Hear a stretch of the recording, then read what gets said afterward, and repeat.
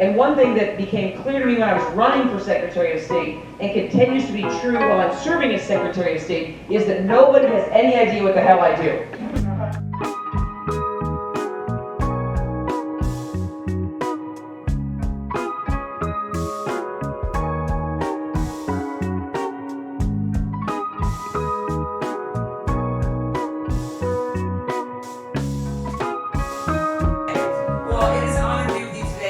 My name is Shemia Fagan, and I let Luann know how to remember that by a professor of mine who once sang, "How do you solve a problem like Shemia?" So I was like, oh, my name rhymes with Maria. That's how I can tell people what my name is. My pronouns are she, her, and it really is my honor to serve as Oregon's 28th Secretary of State. And I like to point that out because when I took office a year ago in January of 2021, I was the 5th Secretary of State in 6 years. So 28 since statehood in 1859, but 5 in 6 years, all beginning with, of course, the resignation of Governor Kitzhaber, because Oregon doesn't have a separate lieutenant governor. That is a role that the Secretary of State plays. I mean, every once in a while it matters, and that's how Kate Brown became governor.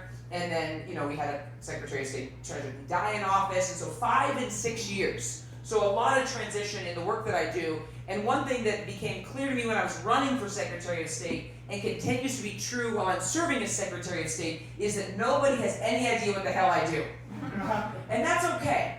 And I became okay with that because really in these kind of highly technical roles, and I would say that any role, city council is a technical role, county commissions is a technical role, mayor is a technical role. People think they know what you do, but they actually don't. And I think for those of us that do serve in what I consider local office, I'm in local office, also, is that we don't need people to memorize the roles of what we do, right? If you want to know what the Secretary of State does, you can go on the Blue Book, right? They have a great overview, you can go on a Wikipedia page. But really what we want is people to understand how we can make a difference in people's lives. And if you don't know the technical ins and outs of what you do, that's okay with me. I do like to tell people, just for like the nerds in the room, and I'm just going to consider you're all nerds. Like I'm just going to assume that because you're here at an event to listen to me on, whatever, I don't even know what day of the week is it, Thursday? Wednesday? Yeah, that's how my life goes. Is that I am one of 3 constitutional offices in Oregon. And so the way that it's easy to remember that is how many of you are Hamilton fans?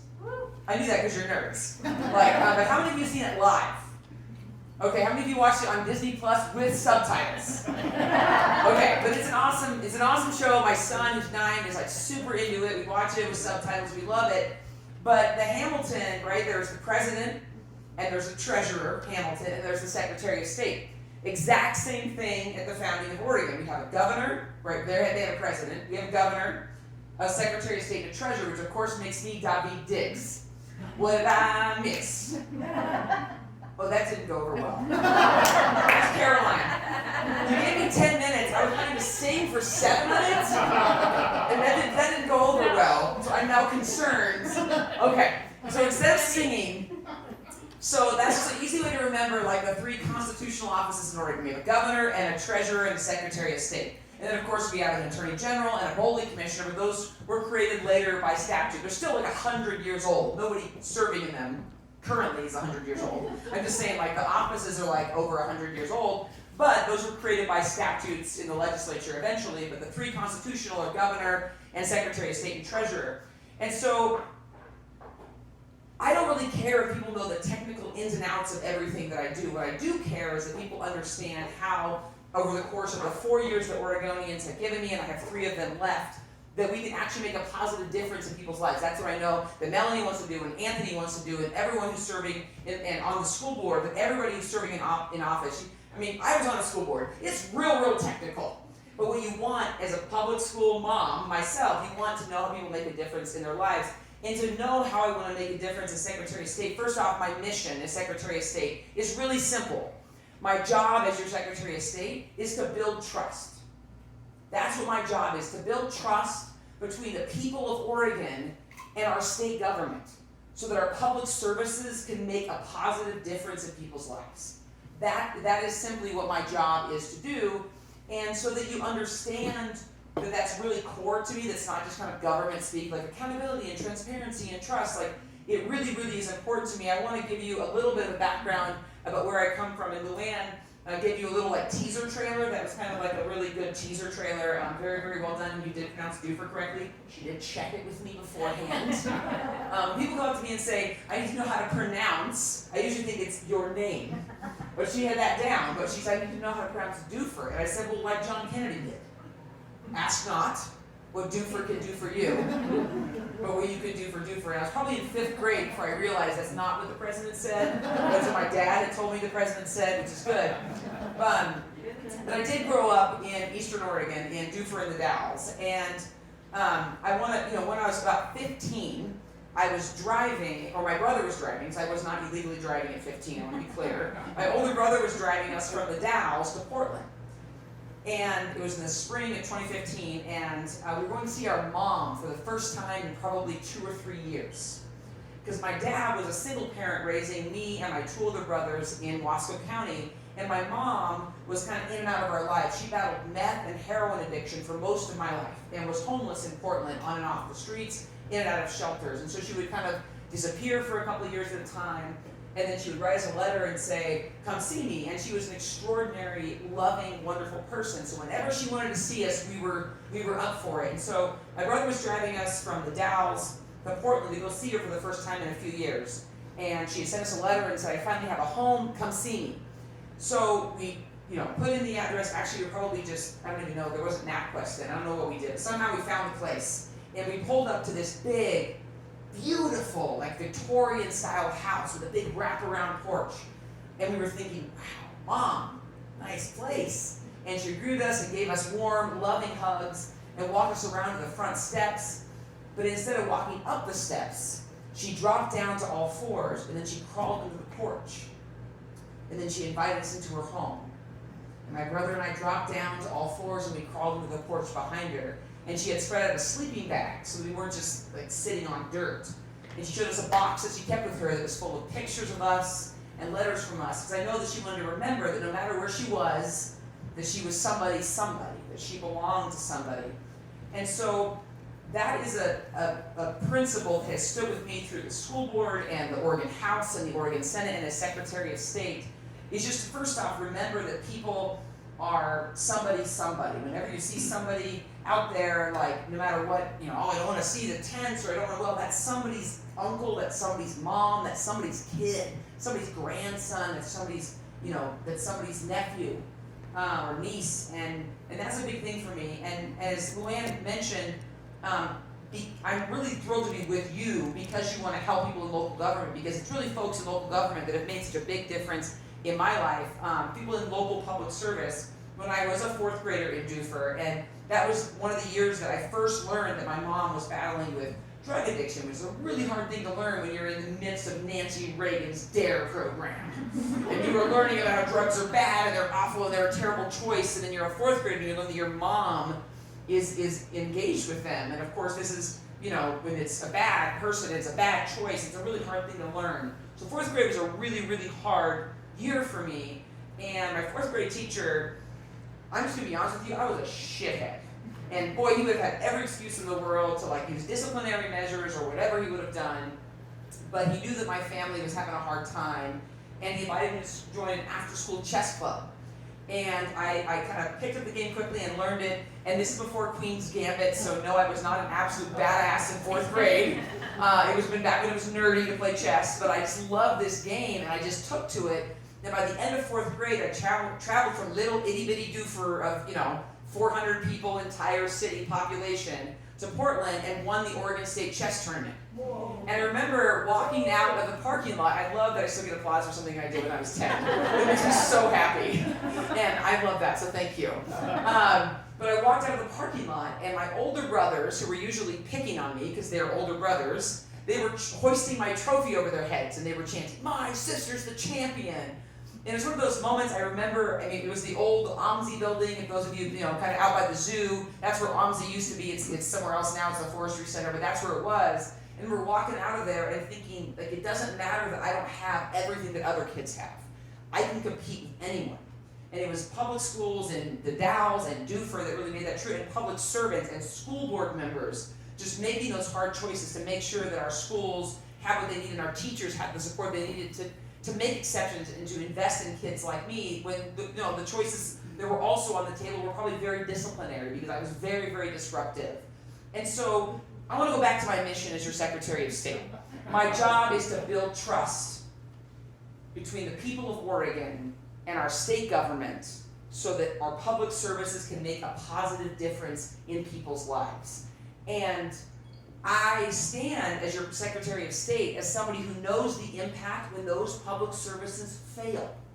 When we have a housing crisis that left my mom and my dad with us multiple times houseless and having to struggle to find a place to live. And of course with my mom, it was before Facebook and cell phones, so when she didn't have a home, she didn't have her family because there was no way to contact people. And a public health crisis that was treated as a criminal issue. So I know the impact on families when those public services fail. But I also know the power and the transformative power and the positive difference when those public services do work, like the schools and the teachers and the school boards in northern Wasco County that literally changed the outcome of my life as a kid that went through everything I just told you, but was able to go through and play soccer on a college scholarship, or go to college on a soccer scholarship and put myself through law school and practice as a civil rights attorney and have an opportunity to serve on a school board and in the Oregon House and the Oregon Senate and try to give back. And so when I take that into being Secretary of State, there's essentially 4 different divisions that we have. And so I think, okay, how do we build trust in each of those? And obviously most Secretaries of State do elections, right? That's what I have in common with, I think, 49 Secretaries of State. I think it's Pennsylvania. Oddly, like they do corporation only, but most Secretaries of State do elections. So then I brought to my elections division, how do we build trust through elections, right? Then obviously it's through supporting our county clerks. We were just visiting Steve today over at the Deschutes County Clerk's office. We also were in Prineville today. We'll be in Madras tomorrow, visiting all 36 county clerks to say, how can we support you and do the work that you do? How can we help build trust and make sure that people, and how can we make sure that you stay safe? Right? Because our county clerks are facing threats like never before because of the spread of mis and disinformation. How do we help pre-bunk? Right? And it's hard to say that when I have a mask on because people don't know what I'm saying, but pre-bunk as opposed to just debunk, right? How do we pre-bunk misinformation? How do we see what's coming and help our county clerks have that information? And building trust through elections also means applying the law equally and fairly, no matter who the candidate is, no matter whether I personally support the person or their party, no matter if I personally support certain measures or I don't. You know, there's this moment where, and you're newly elected, because I remember I met you, yeah. So there's this moment where like you're running for office, right? You're like running. I know you're new as well. So like you're running for office, and there's this like goosebumps moment where you take your oath of office. And at least for the legislature and for Secretary of State, I'm assuming it's similar for city council or county commission, but you say like, I will uphold the Constitution of the United States and the Constitution of Oregon to the best of my ability. And this is very like goosebumps moment because you realize like there's moments where I'm going to have to make decisions because I'm upholding the Constitution that are different than like my personal preference. But that my job, once I take this oath, is to uphold the Constitution. And that's how we build trust in elections. And I know y'all are nerds until you read the news. You know that I've been pissing off a lot of Democrats, a lot of progressives lately. It's real, real hard. And I promise I'll piss off conservatives someday too. But because, it will only be because I'm applying the law and I'm being fair and consistent. And objectivity is a value to me. That's how we build trust in our elections division. Because y'all, subjectivity in election law has a real ugly history in Oregon and across the country of preventing people of color and women and immigrants from full participation in our democracy. So being objective and fair, even when it results in a shitty outcome that I don't like, matters to me as a value because I do not want to have subjectivity in the application of our election laws in Oregon. So I'm our chief elections officer. I also run our corporation division. And primarily that's about transparency, right? Whether you're Nike or Intel or you're a little nonprofit, like everybody that interacts with you gets to know your basic information, right? So they have to give their certain information, who's their registered agent. And then we have the Office of Small Business Assistance, which helps small businesses in cutting through some of the regulations, or hey, I got a letter, I don't know what this means. That's how we build trust with the corporation division. And our audits division is how we build trust is making sure that the scarce resources that we have in our state are actually used to make a positive difference in the lives of people. And there's a couple of really cool audits. I mean, when people think of audits, they usually think of like, oh shit, my taxes are getting audited, which is not what we do, by the way. Like somebody else gets to, be the boogeyman for that. But like we do audits, we did an ODOT audit recently. There was some clear cutting happening, and I think maybe even out here during the wildfires the last year on Highway 97, and there was a lot of complaints from people calling in saying they are clear cutting way too many trees. They're clear cutting way too many trees. So a lot of conservation groups and a lot of legislators were reaching out, so we said, well, we'll audit it. And we ended up going in and doing an audit, and you know what we found? We found that ODOT was doing a hell of a job, that the clear cutting you were seeing was actually like warehouser and private industries, but the state-owned land at ODOT, they were being more conservation than the federal government allowed. The federal government said, if a tree is going to, essentially decompose within 5 years, you can cut it. And ODOT said, no, that doesn't match Oregon values, right? They said if it's going to decompose within 3 years, you can cut it. And ODOT said, no, we're going to actually only do 5 years because they wanted to support that. So we were able to go out and say, all this stuff happened, we looked into it, and your state government was actually doing a good job in upholding Oregon values. Another audit that I love talking about but didn't happen under me, but it happened under the same auditors that we have in our office, is how many of you have heard of the Oregon Prescription Drug Management Program? Okay, because folks are in healthcare or whatever, or legislative work. Yes, and so nurse, there you go. And so it's a program, obviously, that I care about deeply, like my mom battled opioid addiction, that basically, kind of monitors the prescriptions being given out, opioids, of different healthcare professionals. And there was an audit of that program, and the audit found that it was doing a pretty good job, except it wasn't applicable to veterinarians. So what they found, our auditors found this, was that these are folks who were addicted, right? They're sick. They're in need of health care, and they're in need of services, and they were intentionally hurting their pets. So they could then get an opioid prescription for their pets and then taking their pets' meds, right? Again, empathy and compassion. These are folks, I understand addiction's a health crisis. But our auditors found that. And they said, oh, hey, adjust the program and make it where even veterinarians are covered. These are the kind of things that our auditors find. That's how we build trust, by looking at programs and saying it's working here, it's not working here. Here's how we make it serve the people of Oregon better. And then I also run the archives division. So that's about, obviously, mostly public records, but it's also kind of the holding of Oregon's history.